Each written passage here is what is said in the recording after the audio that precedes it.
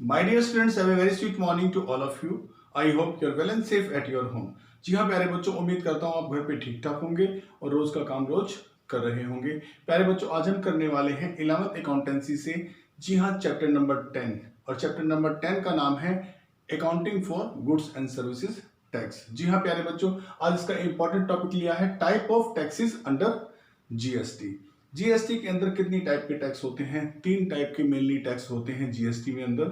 वो आपको तीनों टाइप के टैक्स जो है वो समझने हैं। पहला होता है इसके अंदर सेंट्रल जीएसटी, सेंट्रल जीएसटी यानी कि CGST, central good and services tax, central good and services tax, पहला सीजीएसटी।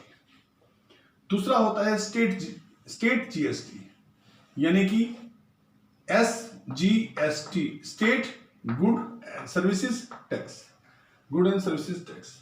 जो जैसे आप जानते हैं कि पूरा इंडिया जो है डिवाइडेड है स्टेट्स के अंदर और यूनियन टेरिटरी के अंदर, तो जो टैक्स स्टेट पे लगता है वही टैक्स यूनियन टेरिटरी का टैक्स कहलाता है।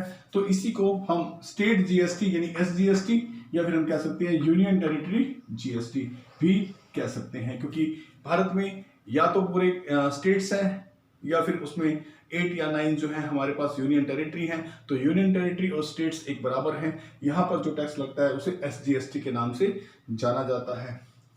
बोथ ऑफ दिस टैक्सेस, जी हाँ, सेंट्रल सीजीएसटी और स्टेट जीएसटी, ये जो पहले दो टैक्स हैं जिसे हम कहते हैं सीजीएसटी या फिर हम कहते हैं एसजीएसटी, ये दोनों टैक्स की बात कर रहा हूं मैं। ये और ये तो एक ही है, ठीक है। स्टेट जीएसटी और यूनियन टेरिटरी जीएसटी तो एक ही है, पर ये दो अलग अलग जो टैक्स हैं सीजीएसटी और एसजीएसटी, इन दोनों को मैं कह रहा हूं both of these taxes are live on intra state sale. Intra state sale से मेरा मतलब है एक ही स्टेट के अंदर सेल होने के कारण जो सेल होती है उसी को हम इंट्रा स्टेट सेल बोलते हैं, यानी कि sale within the same state. एक ही स्टेट के अंदर अगर सेल होती है, गुड्स एंड सर्विसेज की वस्तुएं ली और दी जाती हैं, तो उसमें जो लगता है वो आपका क्या लगता है, उसमें सीजीएसटी और एसजीएसटी दोनों प्रकार के टैक्स लगते हैं। क्योंकि जो हमारा जीएसटी है उसके दो पार्ट हमने यहां सीखे हैं, सीजीएसटी और एसजीएसटी। अब इसको एग्जांपल से मैं आपको सिखाना चाहता हूं। मान लीजिए एक डीलर है, सपोज करिए एक डीलर है और वो डीलर है राजस्थान का, वो कुछ गुड्स को बेचता है। राजस्थान का एक डीलर गुड्स बेचता है एक डीलर को, ठीक है। वो डीलर भी कहाँ का है? राजस्थान का ही है। या फिर एक कस्टमर को बेचता है और वो कस्टमर कहाँ का है? वो कस्टमर भी राजस्थान का है। आगे समझ, राजस्थान के डिफरेंट डिस्ट्रिक्ट में व्यापार हो सकता है। राजस्थान का कोई बीकानेर वाला जयपुर में, जयपुर वाला बीकानेर में या अजमेर में, जितने भी डिस्ट्रिक्ट हैं वो एक स्टेट कहलाएगी मेरे बच्चों, ठीक है। और डिस्ट्रिक्ट में आपस में व्यापार कर सकती हैं। तो एक स्टेट के अंदर जब गुड्स और सर्विसेज का, ठीक है, अगर व्यापार होता है और यहां पर हमने कहा एक डीलर जो कि राजस्थान का है अपनी कुछ गुड्स दूसरे राजस्थान के डीलर को बेचता है या फिर कंज्यूमर को बेचता है, जिसकी कॉस्ट कितनी है? 50,000 रुपए है। जिसकी कॉस्ट कितनी है? 50,000 रुपए है। और इस पर लगने वाला जीएसटी जो है, जीएसटी वो कितना है? 12%, ठीक है मेरे बच्चों।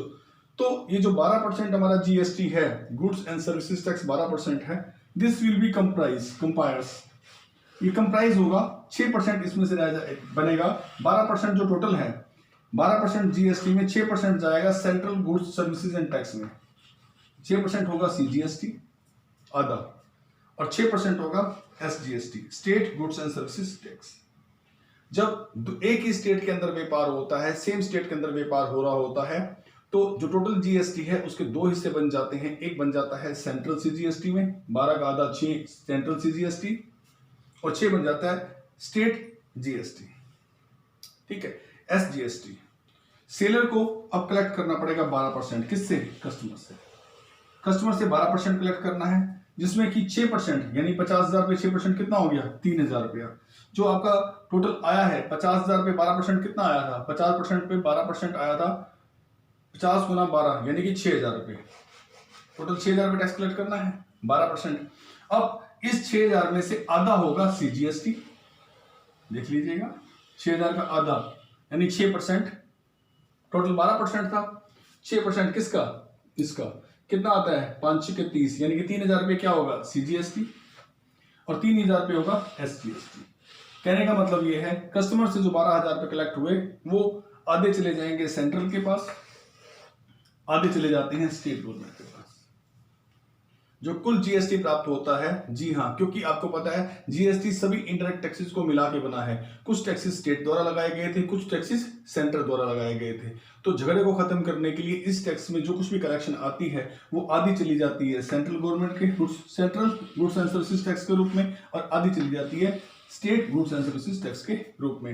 ये तो मैंने आपको बता दिया कि जब स्टेट के अंदर ही व्यापार हो रहा होता है, यानी कि इंट्रा स्टेट व्यापार हो रहा होता है, विद इन सेम स्टेट व्यापार हो रहा होता है, तब क्या होता है। ठीक है, तो आपको ये समझ आ गया, जब एक स्टेट के अंदर व्यापार होगा तो जो टैक्स कलेक्शन होगा उसमें सीजीएसटी का शेयर भी होगा और एसजीएसटी का शेयर भी होगा और ये दोनों बराबर होंगे।